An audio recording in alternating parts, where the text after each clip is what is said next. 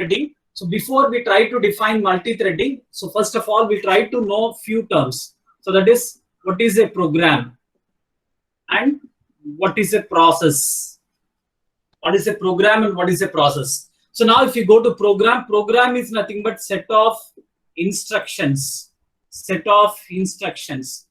So you have some set of instructions, and that set of instructions perform a predefined task, whichever you are defining. So and that set of instructions combined together, you will call it as a program. So then what is process is? Process is a program in execution or currently executing process. What is that? Currently executing process. Currently executing program. Currently executing program, we'll call it as a process. So whichever is executing currently, that we'll call it as a process, and whichever is not executing, that is a program. So that is, process is an active entity. Process is an active entity which is active now, which is currently executing. That one we'll call it as a process. So for example, I have two programs. So one program is p1.java, another one is p2.java. Okay, so now I am executing this program. What is it I'm doing?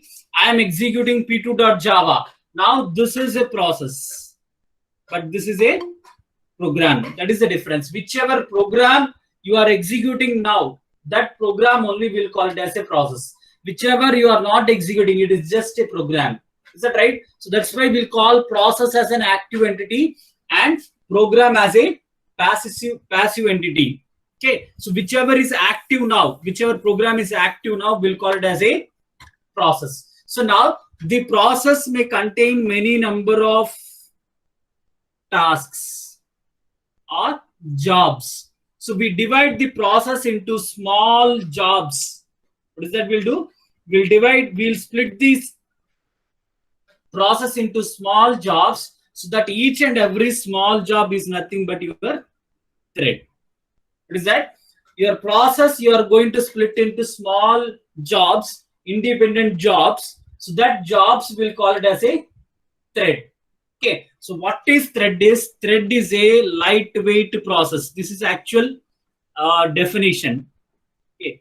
Thread is a lightweight process. It is also a process, but it is lightweight. Process is heavyweight. Process is a bigger one. Process contains many number of jobs. So process you are going to split into small jobs. Each and every job will call it as a thread. So thread is a lightweight process. Thread is a lightweight process. So we defined thread. So now process is a heavyweight one. Process contains some different set of tasks. The process you are going to divide into small tasks or small jobs. Each and every small job or task will call it as a thread. Okay. So thread is a lightweight process. Thread is a lightweight process. So executing multiple threads,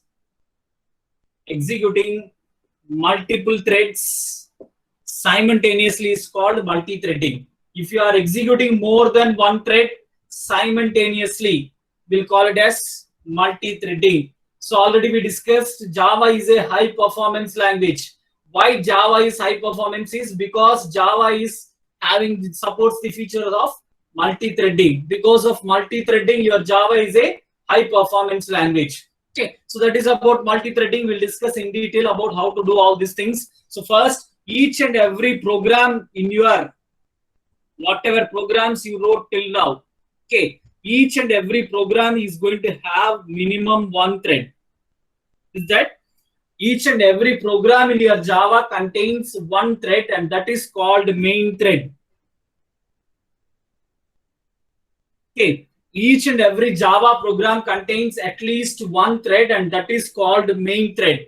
So the class that you are writing and the main method you are writing, that itself is one thread. That is main thread. So a thread is going to have a beginning, ending, and body. Okay, similar to how a program is going to have, how a process is going to have. Similarly, each and every thread has a beginning entry point, exit point, and a body which performs some tasks. So this is about thread.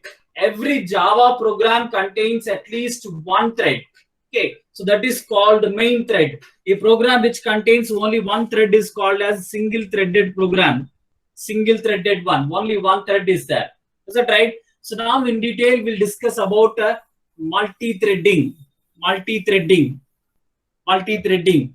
So multi-threading, or we'll call it as multitasking. Multitasking. So multitasking means performing multiple tasks simultaneously. If you are performing multiple tasks simultaneously, that is called multitasking. Multitasking is divided into two. So one is process level multitasking. Process level.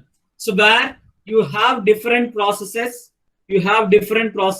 So these processes will be executing simultaneously. So the next one is thread level multitasking. Thread level multitasking, where your process is going to split into different threads, T1, T2, and these threads you are going to execute simultaneously.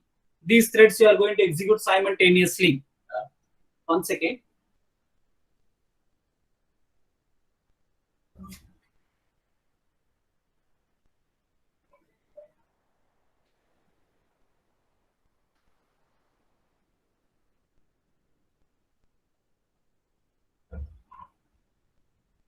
Okay. So multitasking is divided into two types. One is process level multitasking, thread level multitasking. What is process level multitasking means? Different processes will be there. For example, you in your laptop, on your computer, you open your MS Word, you open your Office, you open one document. Simultaneously, you are going to hear some songs. Is that right? You are going to open VLC player or some media player and you are going to hear these songs. So here, different processes are running simultaneously. That